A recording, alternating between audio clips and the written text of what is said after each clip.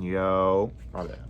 But we got Sri Isopanisad Mantra 10 today, brother. I ain't recorded the Sri Isopanisad video in about 20 days. So, you got to get back into it for the month of July. I'm recording this on May 30th, but all my videos going to be uploaded in July. I mean, not July, June. June, we going up, we uploading like 4 videos a day, month of June, 40 videos. It's not 40. 90 videos this month minimum, but we really going for 120 though. 120 videos. Yeah. Sri Isopanisad Mantra 10. I'm sorry. Let's get into it.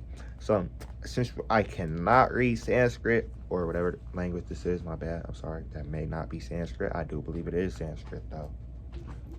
But it may not. Sorry. I don't remember. But yeah, since I cannot read Sanskrit, I'm going to read the translation first. You feel me? And then get into it. Translation. The wise have explained that one result is derived from the culture of knowledge, and that a different result is obtained from the culture of Nescience. Purport. As advised in chapter 13 of the Bhagavad Gita, 13.8 through 12, one should culture knowledge in the following way. One should become a perfect gentleman and learn to give proper respect to others. 2. One should not pose himself as a religionist simply for name and fame. 3. One should not become a source of anxiety to others by the action of his body, by the thoughts of his mind, or by his words. 4. One should learn forbearance even in the face of provocation by others. 5. One should learn to avoid duplicity in his dealings with others. 6. One should search out a bona fide spiritual master who can lead him gradually to the stage of spiritual realization, and one must submit himself to such a spiritual master, render himself service, and ask relevant questions. 7. In order to approach the platform of self-realization, one must follow the regulative principles enjoined in revealed scriptures. 8. One must be fixed in the One must be fixed in the tenets of the revealed scriptures. 9. One should completely refrain from practices which are detrimental to the interest of self-realization. 10. One should not accept more than he requires for the maintenance of his body. 11. One should not falsely identify himself with the gross material body, nor should one consider those who are related to his body to be his own. 12. One should always remember that as long as he has a material body, he must face the miseries of repeated birth, old age, and disease and death. There is no use in making plans to get rid of these miseries of the material body. The best course is to find out the means by which one may regain his spiritual identity. 13. One should not be attached to more than the necessities of life required for spiritual advancement. 14. One should not be more attached to wife, children, and home than revealed scriptures ordain. 15. One should not be happy or distressed over desirable and undesirables. Desirables and undesirables. My bad. Knowing that such feelings are just created by the mind. 16. One should become an unalloyed devotee of the personality of Godhead, Sri Krishna, and serve him with rapt attention. 17. One should develop a liking for residence in a scheduled place with a calm and quiet atmosphere favorable for spiritual culture, and one should avoid congested places where non-devotees congregate. 18. One should become a scientist or a philosopher and conduct research into spiritual knowledge, recognizing that spiritual knowledge is permanent, whereas material knowledge ends with the death of the body. These 18 items combine to form a gradual process by which real knowledge can be developed. Except for these, all other methods are considered to be in the category of Nescience. Srila Bhaktivinoda Thakur, a great Acharya, maintained that all forms of material knowledge are merely external features of the illusory energy, that by culturing them one becomes no better than an ass. This same principle is found here in Sri Isopanisad.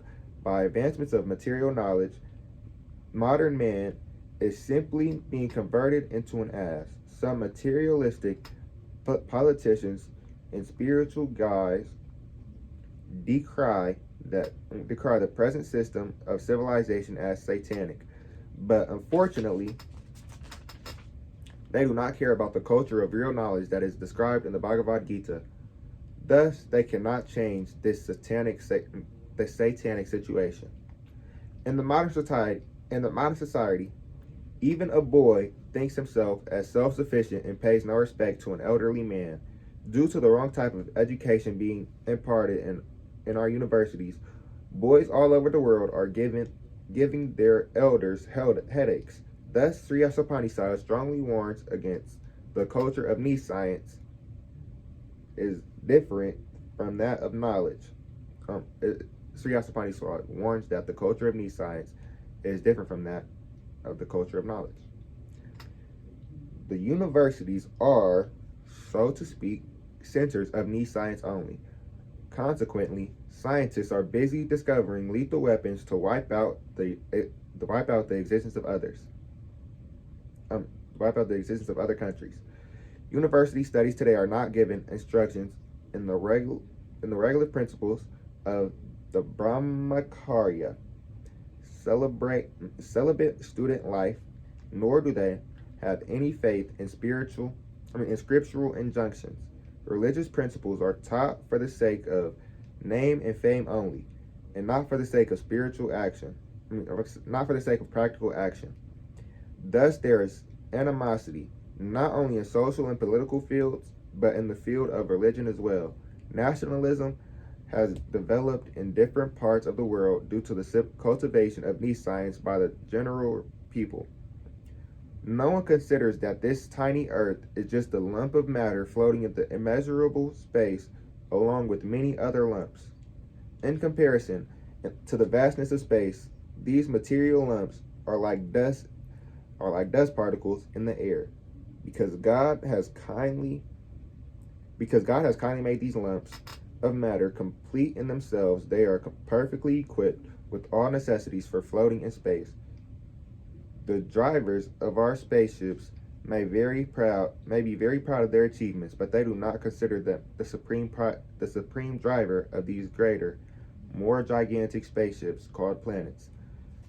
They are immeasurable suns, innumerable planetary systems also. Or there are innumerable suns and innumerable planetary systems also, as infinitesimal parts and parcels of the Supreme Lord. We small creatures are trying to dominate these unlimited planets. Thus we take repeated birth and death, and are generally frustrated by cold, age, and disease. The span of human life is scheduled for about 100 years, although it is gradually decreasing to 20 or 30 years. Thanks to the culture of Nescience, befooled men have created their own nations within these planets in order to grasp the sense of enjoyment more efficiently for these few years. Such foolish people draw up various plans to render national demarcations I don't know. I'm sorry. I don't know why I'm reading like this. I need some water. Let me drink some water. Most definitely.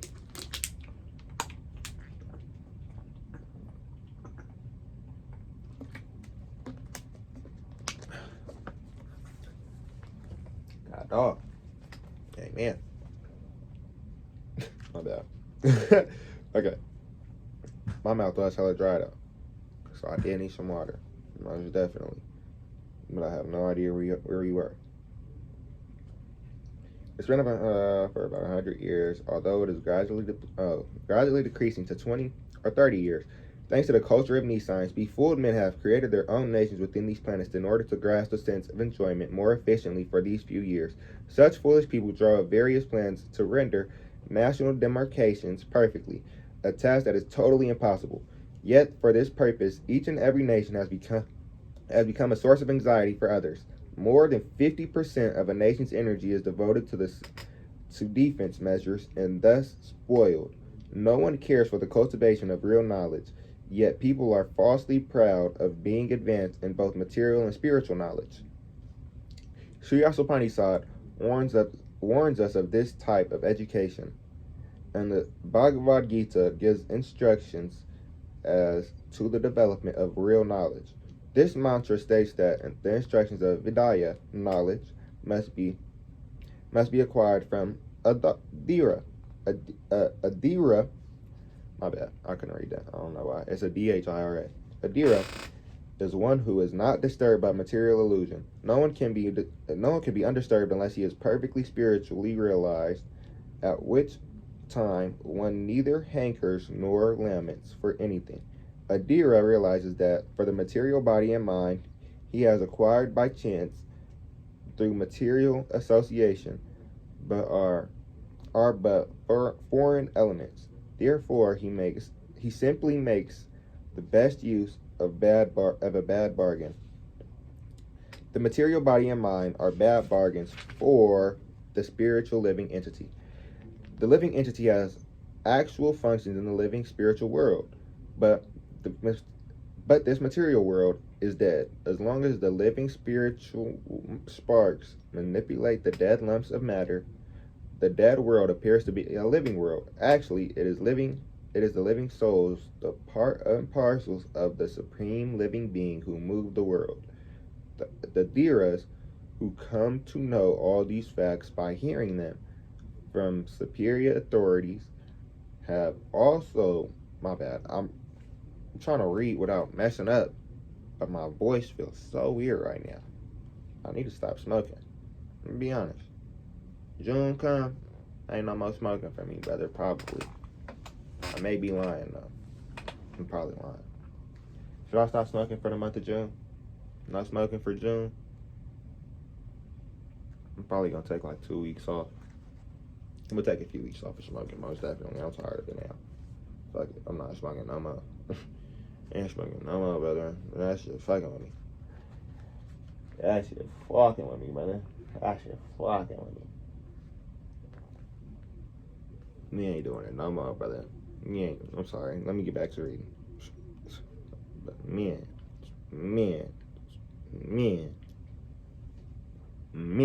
Stupid. I'm sorry. To follow regular principles, one must take shelter of a bona fide spiritual master. The transcendental message of regulative principles come down from the spiritual master to the disciple. Such knowledge does not come in the hazardous way of Nescience education. One can become a Dhira only by submissively hearing from a bona fide spiritual master.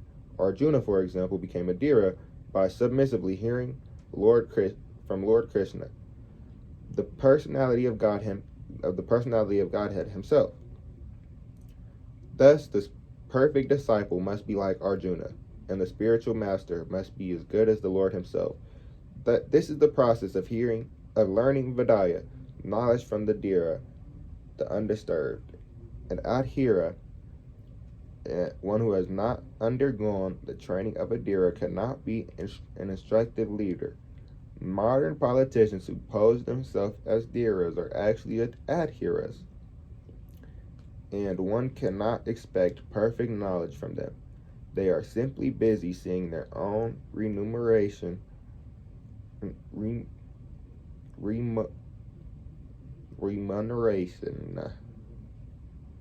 what the word is. Remuneration.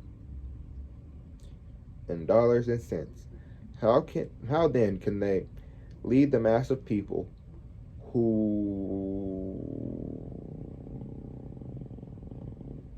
how then can they lead the mass of people to the right path of self-realization?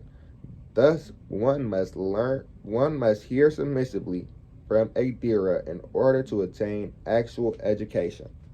So, basically, my bad for reading weird in that one. I'm a little under the influence, but that's besides the point. I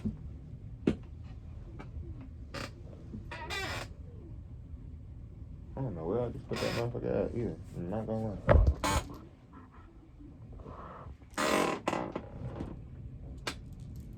Yeah, I'm not smoking that shit. I'm gonna be honest.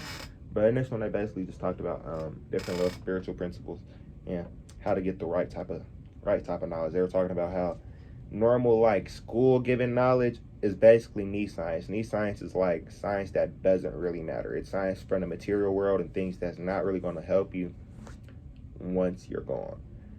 Not that, yeah, it's not going to help you once you're gone. Let's be honest.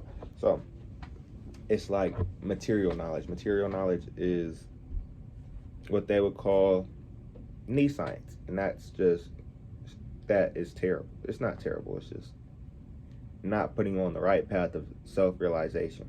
That's why whenever people like get more into spirituality, they're saying, "Oh my God, this is so crazy. I'm learning all of this. This was never taught in school." That's because it's two different types of knowledge. It's Vidya and then Nescience.